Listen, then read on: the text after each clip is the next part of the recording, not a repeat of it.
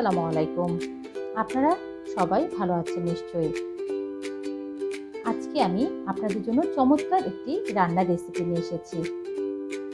কাতলা পোস্ত।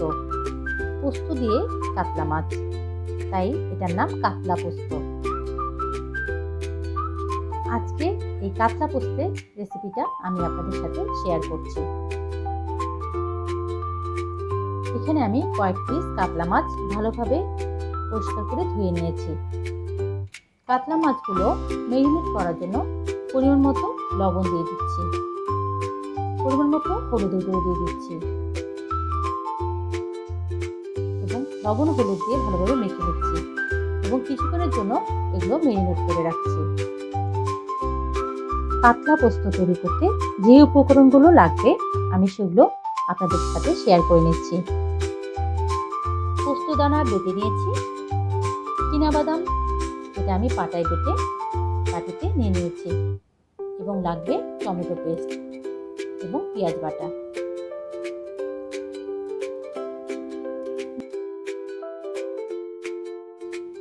এবার মেন রান্নাটি দেখে নেওয়া যায়।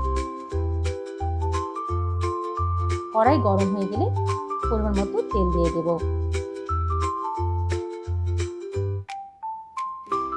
তেলে পেঁয়াজ বাটাটি দিয়ে দেব এবং ভালোভাবে নেড়ে চেড়ে নেব। পেঁয়াজ বাটা তেলের মধ্যে ভাজা হয়ে গেলে সামান্য পরিমাণ আদা বাটা দিয়ে দেব, সামান্য পরিমাণ রসুন বাটা দিয়ে দেব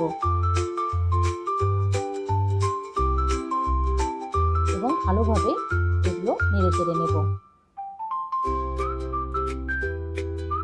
পরিমাণ মতো লবণ দিয়ে দেব, পরিমাণ মতো হলুদের গুঁড়ো দিয়ে দেব এবং এগুলো ভালোভাবে নেড়ে চেড়ে নেব।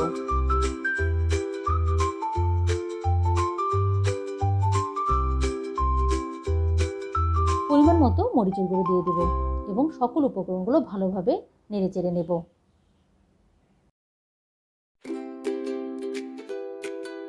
তেল উঠে আসলে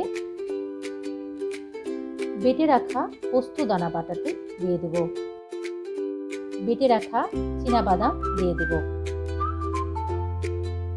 টমেটো পেস্টটি দিয়ে দেব এবং সকল উপকরণ ভালোভাবে নেড়ে চেড়ে দেব এবং কষাতে থাকবো।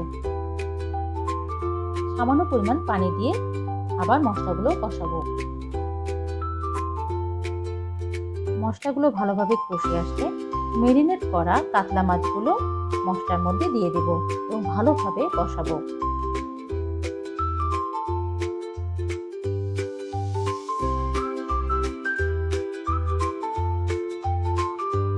এবং রান্না হওয়ার জন্য ঢেকে দেব।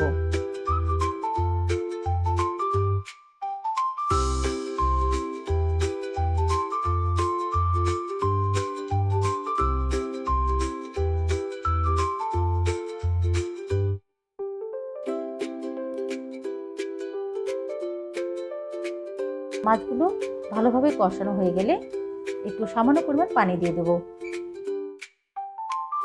এবং এটা নেড়ে চেড়ে দেব।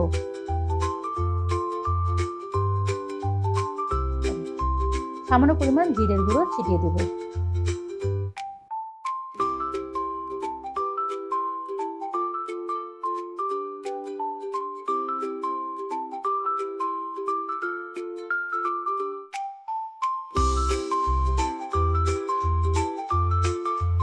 আপনারা চাইলে এটা ভেজেও রান্না করতে পারেন।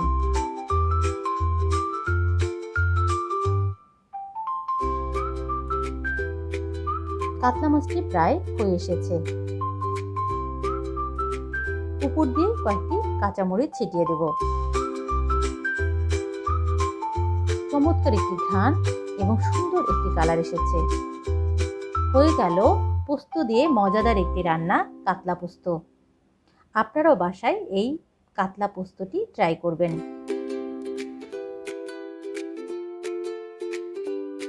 এবার রান্নাটি আমি একটি বাটিতে ঢেলে নিচ্ছি। আমার এই রান্নাটি যদি আপনাদের ভালো লেগে থাকে লাইক এবং শেয়ার দিয়ে দেবেন। চ্যানেলটি সাবস্ক্রাইব করতে ভুলবেন না। আমার পাশে এতক্ষণ থাকার জন্য আপনাদেরকে অনেক অনেক ধন্যবাদ।